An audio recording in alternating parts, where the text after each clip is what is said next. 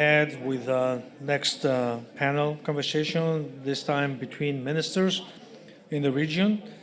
Title: Energy Cooperation in the Southeast Europe and Eastern Mediterranean Region, a turn point for the EU's energy security. So I will appreciate if the if the ministers come to the panel here and take their seats. Moderator is Ms. Valbona Genelli, non-resident senior fellow from the Atlantic Council. Valbona, you want to introduce him?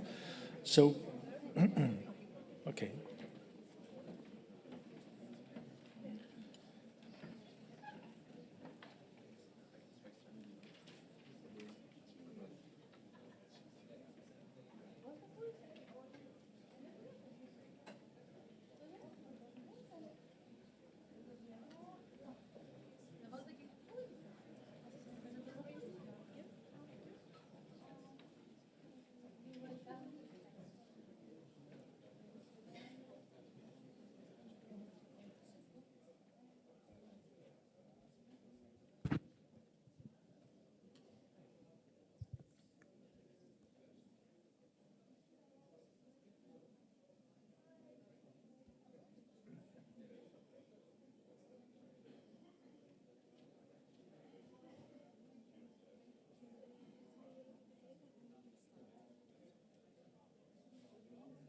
Well, good afternoon.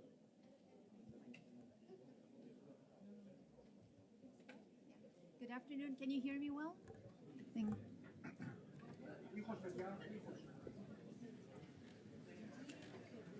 Okay.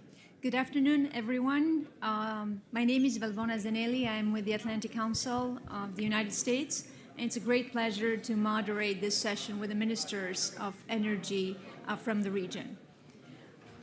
It's really difficult to follow that star panel of the U.S. ambassadors talking about the need for energy security in the region.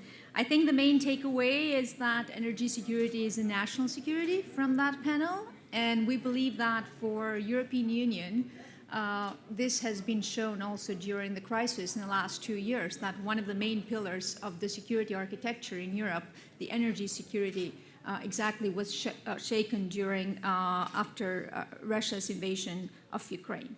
So when we talk about energy security, it's mainly resilience. Is resilience physical? Is economic? Is geopolitical?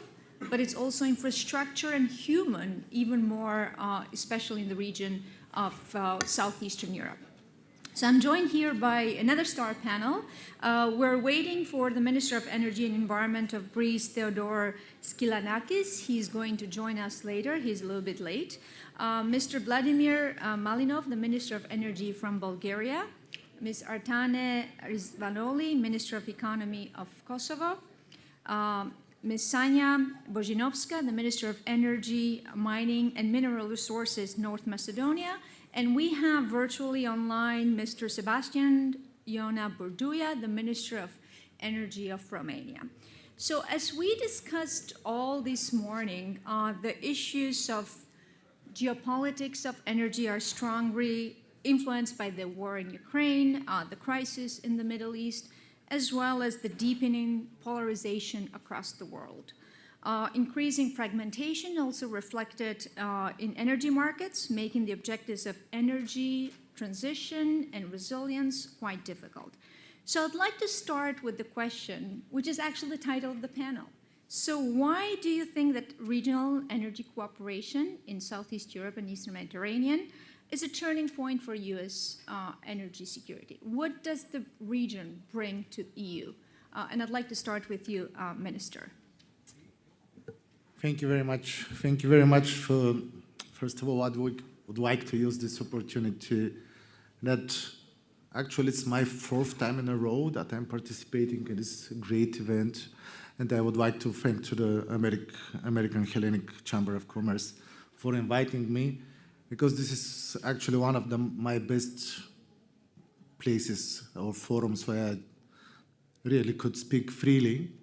And as you correctly mentioned, before going to your question, it's really a high privilege to speak after the ambassadors panel, but also it's a big disadvantage because I'm still hearing the echo echo of the words of my friend George Tsunis and his very emotional, passionate, and human words, which, let's say, they touched us very, very deeply. But in this panel, we're going to get exactly on what we are going to do to get to energy security. We have done a lot, and we have a lot just in front of us. But I would make a reference to one another initiative which Greece also joined last year, and this is the initiative of the Free Seas, initiative which was very well developed with the support and origination of the US government.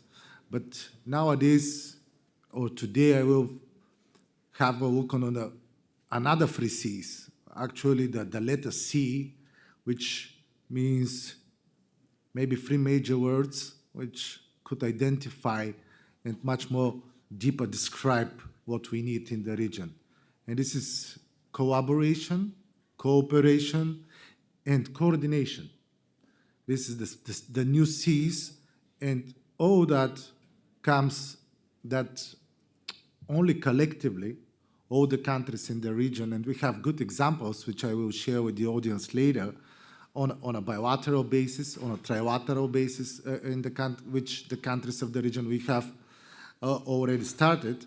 But if all the countries in our region, we combine together and only collectively our voice could be much more stronger, our position could be stronger, and our voice should be much more better heard, not just in Brussels, but also in Washington. So this is, when we are talking about energy, we should forget that each of the countries could work separately.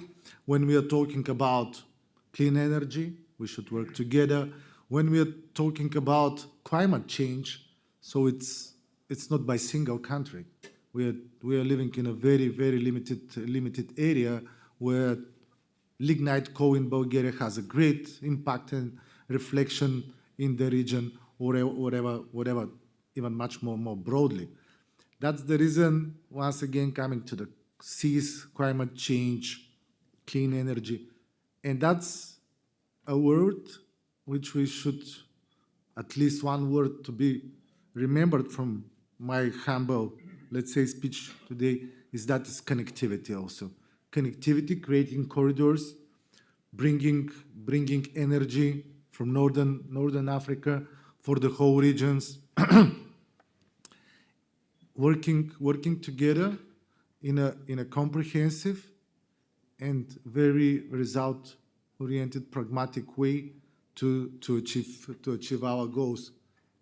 So, and of course, when we're talking about energy, we should not forget, maybe as it was mentioned, that energy security is national security, but our vulnerability in these neighboring conflicts, I will not just name them conflicts, but war, terrible war, which is, okay, Romania is neighboring, directly bordering Ukraine, but from Bulgaria we are 200 kilometers away. So maybe physically we are protected, but cyber security is also we should take care about when we are talking about energy security as an important issue. Well, thank you very much, Minister, and thank you for mentioning an important initiative, the 3Cs initiative that includes 13 countries, more than 100 million inhabitants in Europe, that really creates those connections, closer connections, north, south, east, west, and also creating those corridors regarding energy infrastructure and digitalization. And I completely agree with your point that, especially in this region, it's also about cooperation, because the region or countries separately are not big enough to attract the interest of serious investors. So that's why regional cooperation is key for the future. Thank you. So, Ms. Rizvanoli, so your perspective, why is that a game changer? Why Southeastern Europe can support energy resilience and diversification in Europe? I think the answer to that question has been very clearly demonstrated to us throughout the last crisis, actually. Just like the pandemic before that, the energy crisis and the war in Ukraine, which aggravated, with the aggression against Ukraine, which aggravated the energy crisis, has shown us that neither of us is safe and resilient unless all of us are, and unless all of us are cooperating. What this means is that for energy security, we will need, again, this is a lesson that the crisis has also shown us, is that for energy security, we need to rely more on local sources, and that will mean a lot more on renewables than we have been. And we need to be able to trade electricity freely and to have the kind of infrastructure that allows for this. This makes cooperation and interconnectivity important and necessary in several ways. So if you're going to have more renewables, which is that is going to be needed at a technical level, but also it's also extremely important in terms of strengthening cooperation between like-minded countries and between countries with countries that we share values with, so that we don't repeat the same mistakes that Europe has made, which was mentioned earlier. When it comes to regional integration, there are, I think, two key building blocks here. One is infrastructure, of course, interconnectivity. Here, Kosovo, I'm happy to say, in terms of interconnectivity of electricity grids, stands among the top countries in Europe. With net transfer capacities of 1.3 and 1.2 gigawatts for import and export, compared to installed capacities, that is an interconnective ratio of 78%, which is one of the top in Europe. For illustration, the EU requirement was 10% for 2020 and 15% for 2030. So we have well exceeded this a long time ago. Nevertheless, we are still investing in new interconnectivity capacities in 400 kV lines with Albania that will further enable the deepening of our electricity market cooperation. Infrastructure alone is not sufficient, of course. We need reliable generating capacities on all sides, on both sides of the border. And of course, we need to have the markets that are liquid and transparent to be able to optimize the use of resources across the region.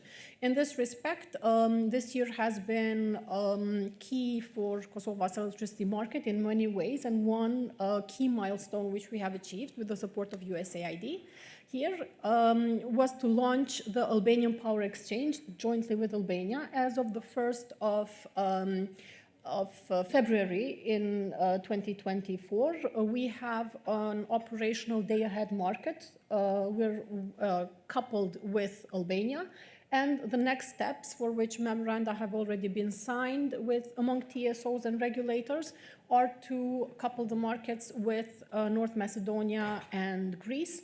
And at the same time, we are working to launch the day-ahead market in the next year, which will also help with the needed flexibility and balancing market, again, to enable and promote all the development of the renewables that we are planning both in Kosovo and other countries in the region. Of course, when we talk about regional integration, it's inevitably a political topic. As much as we would like to sometimes detach energy or economy from politics, it is just not possible. So on the one hand, for instance, in the case of Kosovo, while we are part of all regional integration initiatives, within the Berlin process, within the energy community, we are faced with a reality where at the same time as we speak, for the last 4 years, Serbia has not allowed the allocation of capacities, transmission capacities in the borders between Kosovo and... Sorry, we will fix it. That happened, you know? That was a trap.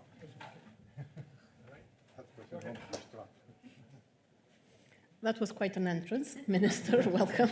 Sorry, but we had a delay of the initial flight, and everything has gone. We're glad you're here with us. You're just in time. This is just the first question. Serbia also takes every opportunity to block Kosovo's participation in regional market integration initiatives. And this is creating issues for market integration, not just for Kosovo, but of course for the whole region. And the losses that we have, the net welfare losses just from the blockade of these capacities is around 20 million euros annually for citizens of the region, including those of Serbia. We are working on regional integration. It is not always a very smooth topic and way forward, but this is where the support of our partners is incredibly important. Well, thank you very much. Thank you for giving us a comprehensive view also where Kosovo is. Maybe we'll like to dig deeper later on and look at what kind of investments you're focused on for the future. And I'd like to thank Minister Skylakakis for Skylakanis. Thank you for you are close, but not quite. So I think you pronounced my name in Latin. Well, thank you for being with us today, Minister. We started this panel with the title of the session, which is why regional energy cooperation in Southeastern Europe and Eastern Mediterranean can be a turning point for EU's energy security. And so I'd like to get your perspective. And at first, thanking also for organizing this great event, bringing together not only policymakers, U.S. ambassadors in the region, but also the private investors that at the end, they are key for future developments in this field. Well, let's start by saying that energy security is achieved through two means. One is having the energy, and the second is having the energy in reasonable prices. Because if energy security means buying energy at extraordinary prices, then this is not energy security. This is the first thing that we must realize. The second is that the fact that EU to function needs a level energy field for EU to function as a whole economic space, as a united economic space, according to the treaties that we all have signed. We need a level energy field. This we have not achieved. This is partly for historic reasons. For example, the EU always had a very good gas connection, albeit coming from Russia. It did not have good electricity connections. So energy security means creating a level playing field within the EU and having enough electricity connections so that prices are relatively uniform, and at the same time having enough supply of energy coming from its own resources. Now, this means mainly renewable energy, because renewable energy, though it's stochastic, it's a lot more certain than any other kind of energy that is imported. The second level there is having gas supplies that are coming from EU countries. This can be part of the solution, not a big part in my mind. And thirdly, you need the ability to get gas or green molecules in general, when green molecules start replacing gas, and transfer from the international markets to the European countries. There, Greece has played a pivotal role by creating the Alexandroupolis terminal, LNG terminal, which will be operational by the commercially operational by the 1st of October. So this is something new and good. We have paid that through subsidies from the Greek taxpayer, so we have given our fair share, and more than our fair share, to the energy security of the region in terms of LNG capacity. And we are also accelerating our renewable resources. We now have 60% of our electricity grid, about 60% covered by renewable resources. And this is going to go up very much. And this competitive renewable energy is part of the energy security of the region, since we can export it, at least sometimes, as other countries' resources are also part of the energy security. We are one of, I think, within the 10 countries in the world that go as fast in renewable resources as Greece.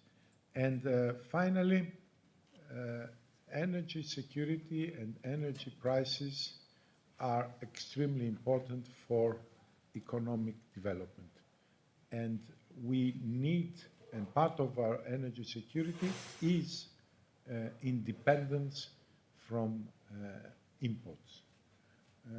We need our own energy. Thus, what we're doing in terms of renewable energy is extremely important also for our geopolitical independence, or independence from geopolitical factors, and this is something that we offer also to the EU energy security. Thank you. Well, thank you very much, Minister. The interesting part of this panel is that some of the countries are EU members, so are supported directly also from funding from the EU, and others are in the road to EU, to become EU members in the future. So I'd like now to turn to Ms. Sanya Bozinovska, the Minister of Energy, Mining and Mineral Resources of North Macedonia, to bring your perspective on my question. So thank you very much for the invitation. North Macedonia finally has a ministry.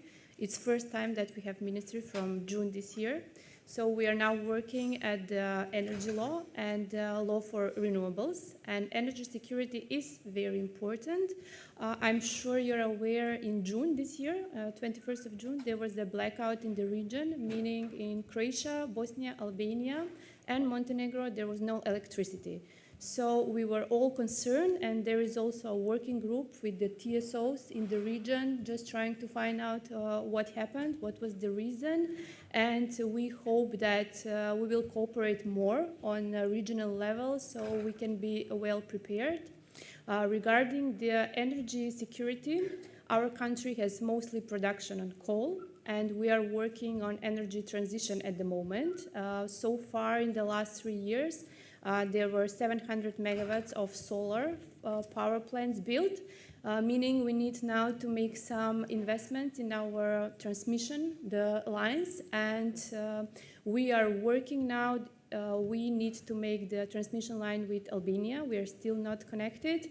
And before you heard the ambassadors, we are working with the gas connector with Greece. We really want to connect, and we will do our best to find a solution in order the gas connector to be connected. And we really think that even though we are a small country, we need to cooperate more on a regional level and to have the energy security not a question, and just to work more. So I think we will, me as a minister, I think I will visit the neighboring countries and to make some working groups in order to cooperate more on a regional level, because we have the same goal. Well, thank you, Minister Bozinovska, for pointing out to the importance of regional cooperation. We should have online Minister Burduia, the Minister of Energy of Romania. Can you hear us? Yes, I can hear you well. Hope you can hear me. Great. Thank you, Minister, for being with us virtually. So would like to get your feedback on really what we're discussing in the panel. So the importance of regional cooperation in Southeastern Europe and how that impacts energy security in Europe, but more broadly also in the transatlantic community. Well, first of all, thank you for the invitation. Greetings to all those present and to my dear friends, the ministers. Believe me, there's no better place to be in right now than Thessaloniki. Certainly a lot better than here, but we have a couple of elections coming up, so I had to stay in town. I do believe that we need a common response to the energy trilemma. We need secure energy, we need affordable energy, we need green energy. And it is our strong viewpoint that this is the right order of priority. Romania has closed down some of its coal-based capacities, most of them actually, over the past few years. And now we are having some challenges in ensuring security of supply because indeed we were, depending on baseload production. Our plan is simple. We are investing a lot in green energy through the use of EU funds. We have around 18 billion euros grant funding available, and we've financed about 10,000 megawatts solar and wind, which should come online in the next 3 to 4 years. Battery storage and hydro pump storage. But medium to long term, our answer to the trilemma is nuclear. We're strong proponents of that. We've had a nuclear program since the 1970s. And oddly for our region, we didn't turn to the Soviet Union for this nuclear program. We turned to Canada. And indeed, now we're developing it with our Canadian partners, but also with the US, and also investing quite a bit in small modular reactors, which we believe are part of the solution for the future.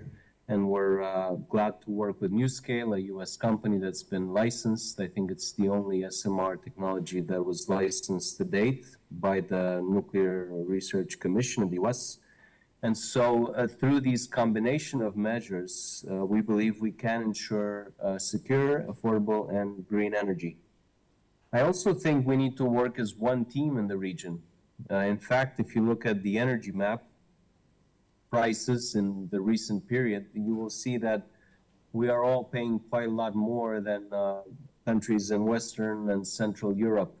I don't think that's okay. I don't think the EU is operating as a single energy market. And of course, we're happy to respond to aid requests from our neighbors, foremost Ukraine. That does create an additional pressure on prices. And along with other issues that have happened in the grid, in the interconnections with Central and Western Europe, we see that we unfortunately have to pay a lot more. I do welcome a recent initiative by Greece, thank you, Mr. Minister, to bring this point to Brussels' attention. I think we do need to stand together and resolve it as soon as possible. I also think we need to define amongst ourselves, if we are to act as one team, certain red lines that we will not cross. In one encounter with a neighboring energy minister in Europe, he told me, look, we need to take politics out of the energy sector, and we're going to basically continue imports from Russia. And I said, well, we can take politics out of energy, but we can't take geopolitics out of energy.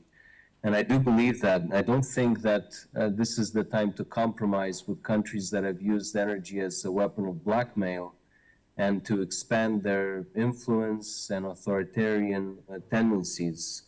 So, I think the war in Ukraine has created opportunities. It has created pressure on Europe to reduce dependency on Russian gas.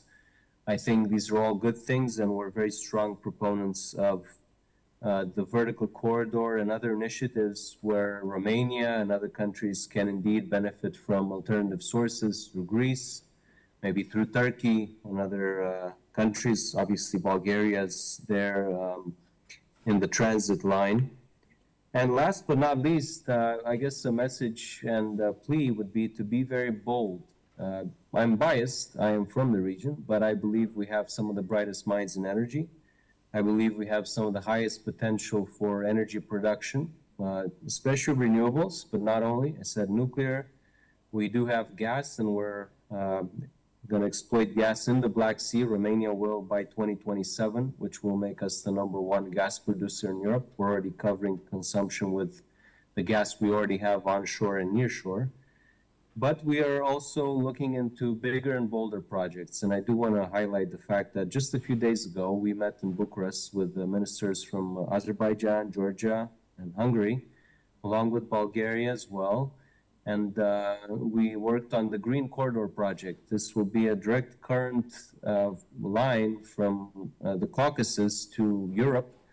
It will be the world-breaking longest cable underwater, under the Black Sea, over 1,100 kilometers.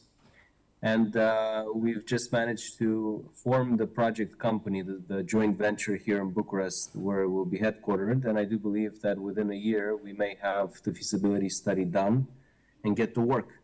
And so, once again, my message is let's stay united, let's be bold, and let us indeed serve the best interest of our people, and that is placing their security first, standards of living and competitiveness of the private sector, and of course, a cleaner, greener planet. Well, thank you very much, Minister. And I'd like to take it from your point where you mentioned that really the Russian war in Ukraine can be also seen as a geopolitical moment, geopolitical opportunity for the European Union and energy diversification.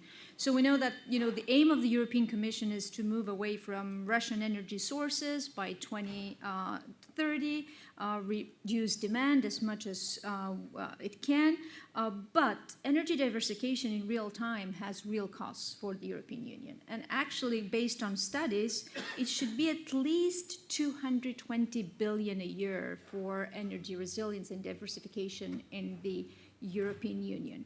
And of course, we know that move to renewables and diversification, decarbonization, looks different for every country, and access to financing clean technologies also is highly unequal. So maybe I'll start with you, Minister. So where do you see Greece in the future in this equation also? Because we know that we need financing for clean energy. Well, let me first say that I would like very much to welcome my colleagues' statements, my Romanian colleagues' statements on what happens in the electricity market, which is directly related to your question.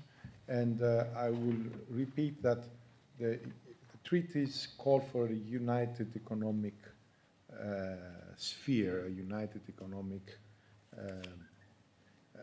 entity. And for that to happen, we need energy prices to be relatively uniform. This needs time, I understand. We had different interconnections historically. We can compromise, but we cannot stand idle when there is a difference of, say, 500 euros between one country and the next country in Central Europe, or when extraordinary prices happen without any change in terms of cost. The system has to be looked into.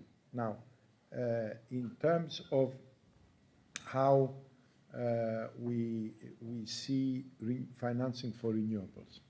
Look, there are countries that have difficulty into financing in general. And the difference between working with fossil fuels and working with renewables is that renewables are an upfront investment. Mm-hmm. So you can pay year by year 100 million, say, for oil, but if you pay a lot less for this energy in terms of renewables or for gas, if you pay a lot less, you have to pay up front. That means that a big part of the world cannot finance renewable energy. And this is an essential problem in the planet's climate strategy. Now, within Europe, this is a lot less important because most countries within Europe are able to finance renewables, plus the fact that we have the CO2 rights, that we pay for the CO2 we produce here in Europe when we produce electricity, means that electricity prices coming from renewables are always in a big time cheaper than natural gas or even coal. In our case, for example, for lignite. So within Europe, I believe we don't need any more subsidies for renewables.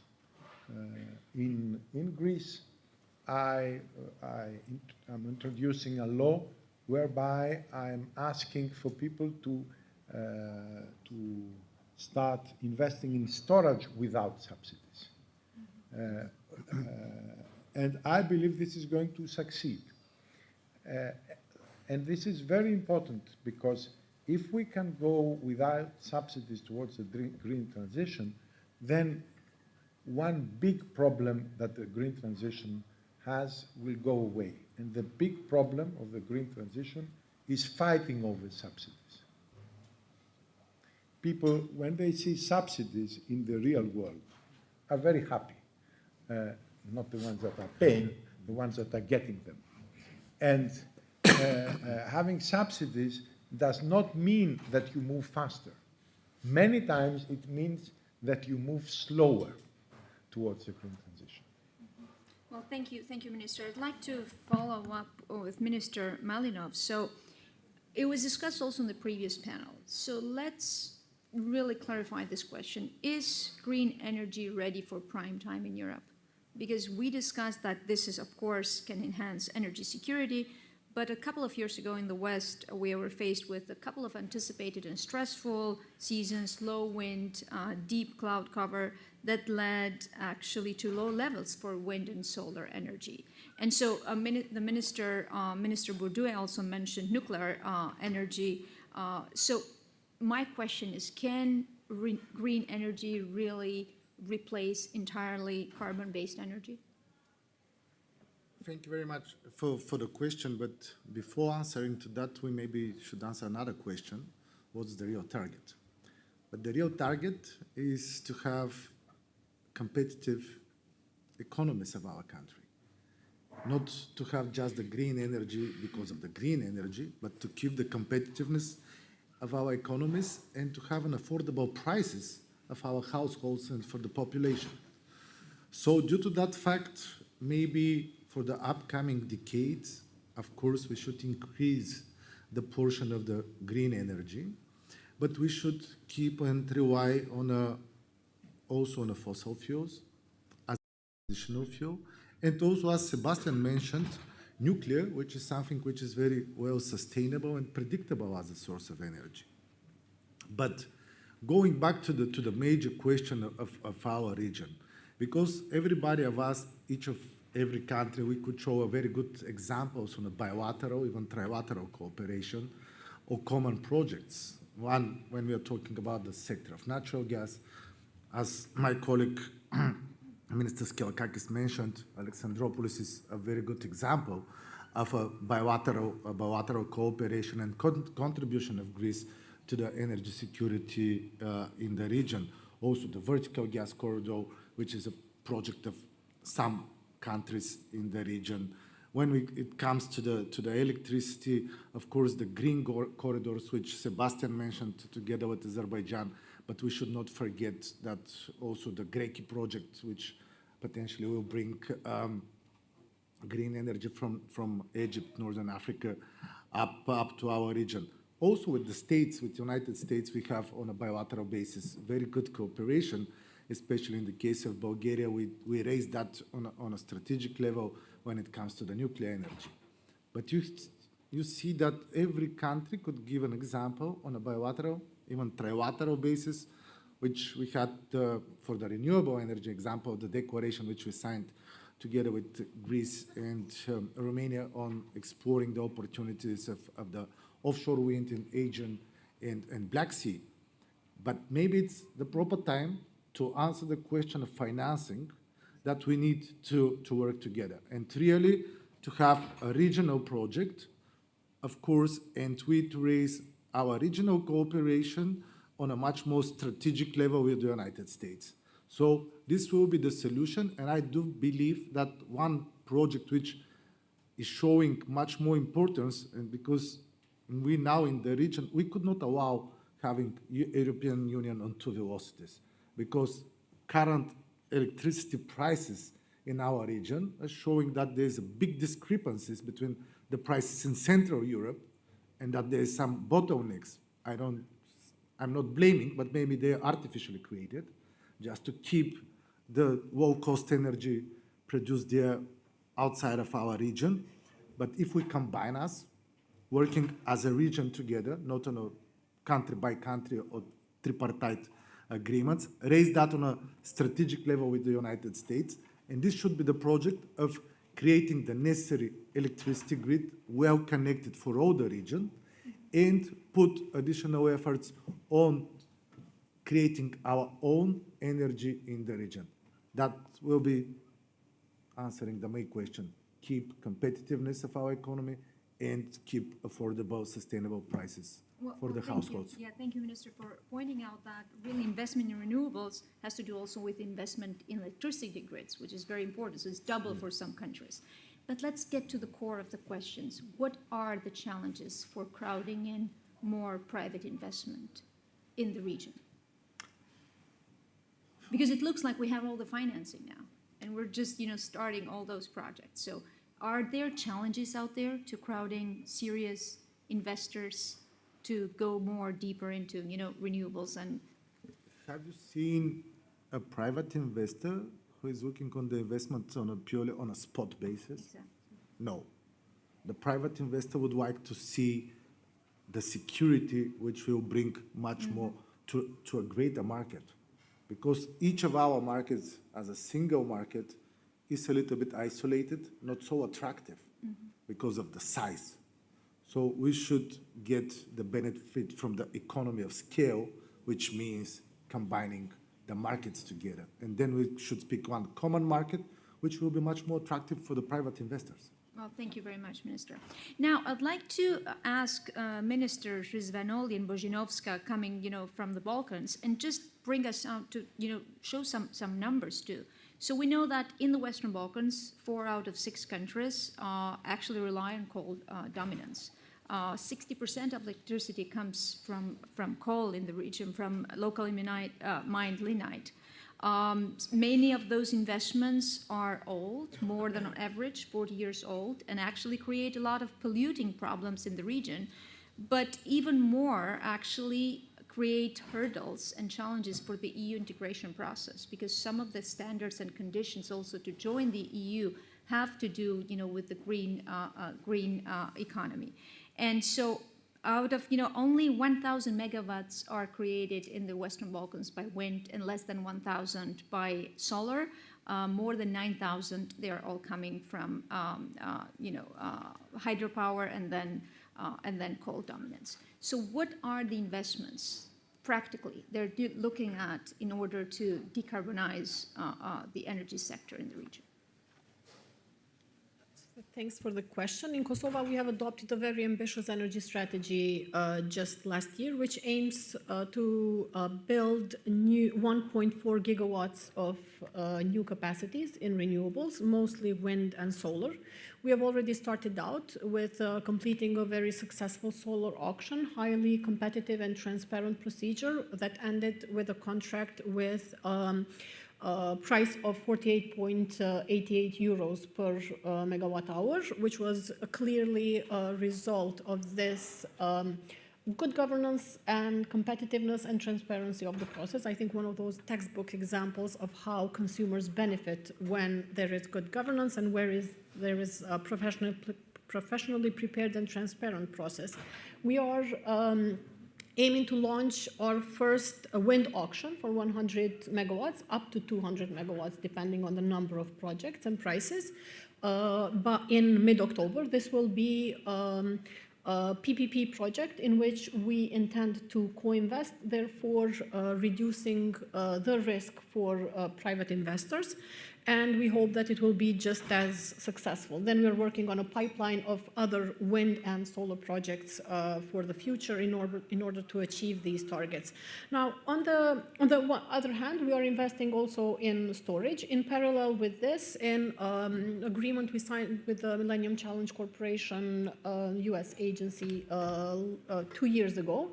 The tender will be launched for the procurement of at least 170 megawatts for 2 hours, so that's 340 megawatt hour reserves, in order to add some flexibility to the system, because we are lacking flexibility, particularly in Kosovo. This is a challenge. Now, the previous speakers have, and you have raised some very important questions that are related to these investments. One was financing, and whether we have the financing or not. I think here we have to clearly distinguish between more developed countries of the EU and with a longer track record of subsidies, etc., that have reached a certain level, and for those of us that are lower income countries compared to the EU, that are still perceived by investors as high risk countries or higher risk countries than the EU, which means that we have to compete for this capital, which means that prices are going to be higher. But also another key challenge for us is that, yes, private investors will come to invest at certain prices with 15-year PPAs for renewables, but if we pass on the whole cost to our consumers, this whole upfront cost to our consumers immediately, it will have a significant socioeconomic impact in our countries, particularly in countries such as Kosovo, where energy poverty was as high as 40% a few years ago. In other countries such as North Macedonia, Bosnia, it's also quite high, though not as high. So this is one issue that we are dealing with, that we are trying to balance this affordability and for end consumers and the energy transition. The other thing that, of course, we are all aware of is as we embark on this ambitious energy transition, all of us, with different challenges, we are all facing issues of reliance on either raw materials or clean technologies from specific countries, mainly China. What are we going to do about it? And this is primarily a question for the EU, because us, especially non-member countries and small countries, have little that we can do about it. But what are we going to do in the case of EVs or wind turbines, and to ensure that European companies remain competitive or do nothing about it? The US, on the other hand, has been quite agile and strong-minded on this. And the other thing is access to raw materials, of course. Now, in the previous panel, the US ambassador to Serbia said that keeping access to raw materials closer to home is important, and yes, I do agree with that. However, I have to also point out that it's very important also to ensure that this does not come at a cost of strengthening and appeasing further authoritarian regimes just because they are closer to home and have access to critical materials. How do we balance, again, these different objectives? And how we make sure that we don't rely on unreliable partners, be them closer to home or further away, just in different technologies and in different ways, repeating the same mistakes that we have made with gas in the past. Yeah, thank you, Minister. And we should not forget that energy security is not something that we keep abstract. At the end of the day, it's human security, it's the lives of people.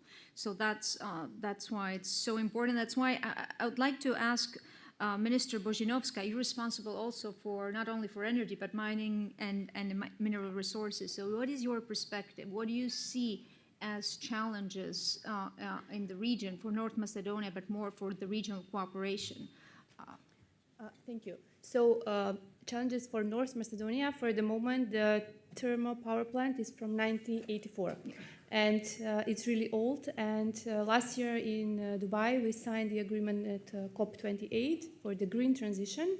and it really costs a lot of money. So we are relying on the EU also support, and it's not only the money. We have 3,500 workers in the mining. So even though we want transition green, yes, but it needs to be justified, and we need to requalify the miners. So we need to think about them. We can't just say from a year from now or 2 years we are closing the power plants and that's it. So we need time, and also we need to think about baseload energy, because the renewables are, for example, we need most of the energy in the winter. And renewables, the sun is shining in the summer, and also we need baseload energy. And we do have projects, but since it's a big investment, we need to make some PPP. And then regarding the foreign investors, I have to say, in my country, the thing is that we don't still have PPAs. So that's another issue, and even in the region, that we need longer-term PPAs. And as we have here 2 EU countries and 2 non-EU countries, we have to think about a model, and we are doing this now at the moment with EBRD, maybe a contract for difference or something else, in order to stimulate the investments. And regarding the mining, we do have proposals from UK and similar, but as you can see in Serbia with Rio Tinto is really a big issue. And we really want to be justified also for the local community, the NGOs, and then the foreign investment. So we need to make a kind of compromise in order to have also direct investors, but also we need to think of the local community also. Of course. So do you have calculations how much that will cost, the phasing out? Because it's a matter, as you explained, of human security and economic security for people. Phasing out, it was around 3 billion. Okay. It's calculation, and this is really a lot of money even for EU countries. So we have a plan, and we just found a steering committee. Some of the ministers are involved. We have from EBRD, and then we just started the process. So we need to evaluate. It will take some time, but we started. So we are on the way.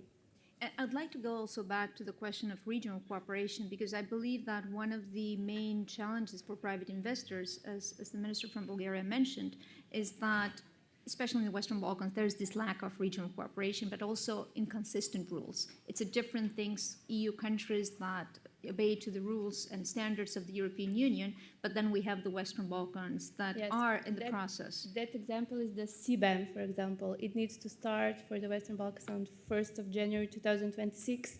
I have to say none of the countries prepared. We need to be coupled with Greece, and we didn't start with that, and it will be 18 months. So we really need to make it faster, but some things, for example, EU had much more time, let's say 20 years, to make this CBAM, and it will have a real impact also on the economy.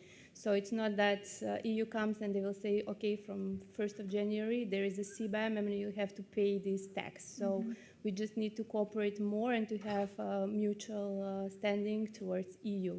Yeah, those are hard decisions for countries that actually are lacking economic convergence with the European Union. So strategic communication is also very important.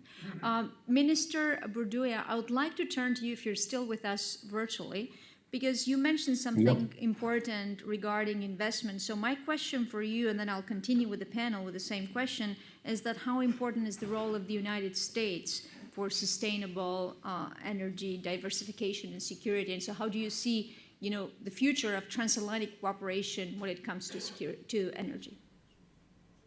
Well, I think it's absolutely critical, and I can give you very specific examples. So first, on innovation, U.S. is still the #1 innovator in the world, and we've seen it with at least 2 very key topics for us. The first is nuclear energy. I already mentioned the SMR project we're developing, which is currently scheduled for 2029. That would make it among the first in the world, and very likely the first in Europe.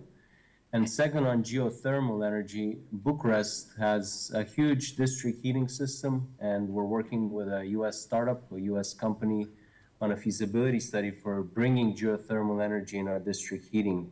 So, source of innovation, and I think for the entire region, that's absolutely critical.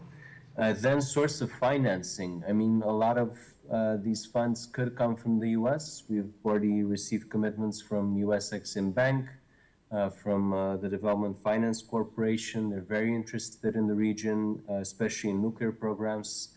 So I think that can apply to other countries as well. The third is expertise. We've worked directly with the Department of State on putting together legislation on offshore wind. We now have a law that was adopted just a few months ago, and we hope to develop offshore wind in the Black Sea by 2032. And we keep working with the State Department and its experts. Also on cyber, we recognize that cyber is a new space for warfare, and our energy companies are obviously targets. We've seen that in Ukraine very directly. And so we already have a partnership between Gas, the national gas producer, and a cybersecurity provider in the US, and they're helping them very much cover their bases in the cyberspace. And last but not least, and perhaps most importantly, I think it's the pull that the US can bring to the region in terms of diplomacy, in terms of pushing for strategic initiatives like the vertical corridor, in terms of helping us all be more secure. And I mentioned reducing dependency on Russian gas earlier. I'm reminded of a little story I'll share when I was in Chisinau in the Republic of Moldova. And I'm going to get a little personal, I hope that's okay, but I was sharing a glass of wine with my friend Victor Parlikov, Minister of Energy in Moldova, and complimenting how good Moldovan wine is. And he told me the story that Moldovan wine became very good when Russia banned it. Essentially, before, they were exporting a lot of wine to Russia, and it wasn't very high quality. When Russians banned it, they had to become very good at what they did, and the wine became of extremely high quality, and it's among the best in the region. And so I think similarly in energy, now with the war in Ukraine, we can no longer turn to cheaper Russian gas. We have to be innovative. We have to be secure. We have to stand united. And I believe the future looks bright for the region. Well, So thank you, thank you Minister. once again. I'm going to have to run, and I apologize, but thank you for the honor and opportunity. Well, thank you, Minister, for being with us. And now I'd like to turn to the Minister of Energy and Environment of Greece. Greece came out in the conversation throughout the day, also in terms of bilateral relations, but also regional, support. North Macedonia, Kosovo, Bulgaria. It came out at different times. So, what do you think is the role of Greece, not only for energy security, but also regional reconciliation? Well, historically, though we had sometimes differences, we are always trying to be positive in our relationships with our neighbors. We believe that in energy this is easier because the interests of the region are diverging. I will give you as an example my colleague, Minister from Bulgaria, and also my colleague, Minister from Romania, talked about the electricity price problem that we have these days. We are going to work together on that, as you have just listened. It was a real-time conversation between ministers. Because our interests are common, because our region is so fragmented that it needs cooperation. And we are the oldest member in the region, in the European Union. And essentially, what is the European Union? Is the decision of states to work through compromise and win-win solutions rather than fighting and lose-lose arguments. And we had the opportunity in quite a bitter way to realize also during the Greek crisis, and we have changed totally in between, that cooperation is the only way to move forward within a united Europe. And this is something that is embedded now in the Greek political culture in terms of our European policy. And I believe that this will be the way that, irrespective of governments, the Greek political system and the Greek society will look when it decides to cooperate with our neighbors. We will always have that perspective of cooperation and win-win. Now, that doesn't mean that countries don't have interests. That doesn't mean that when we mean win-win, we mean win-win, not win-lose. But I think there's so much space for win-win and cooperation in our region that there's no way to fail on that. Absolutely, and I think it's a matter of competitiveness. It was mentioned the European Union. The EU published its first European economic security strategy, and energy diversification is a very crucial part of that. So before we close the panel, we only have less than 2 minutes left. If you have any final takeaways from the session today, very briefly. Because my colleague was trying to behave in a way that not answering straight what Greece is for the region, then I will answer much more straight. Greece could be a gateway for the whole region when it comes to the question of diversification, giving access to liquefied natural gas for the whole region, giving access to renewable energy coming outside of Europe, from the East Med, from Northern Africa. And it's a practical example from our daily life. When you have an issue, sometimes you could not reach your relatives, but you always could reach your neighbor and ask for a quick support. So this is what we should focus on and work on a neighboring mode much more deeply. Well, thank you, Minister. Any final comments? It has happened in waters. Yes. Very briefly, please. Don't forget that. Yeah.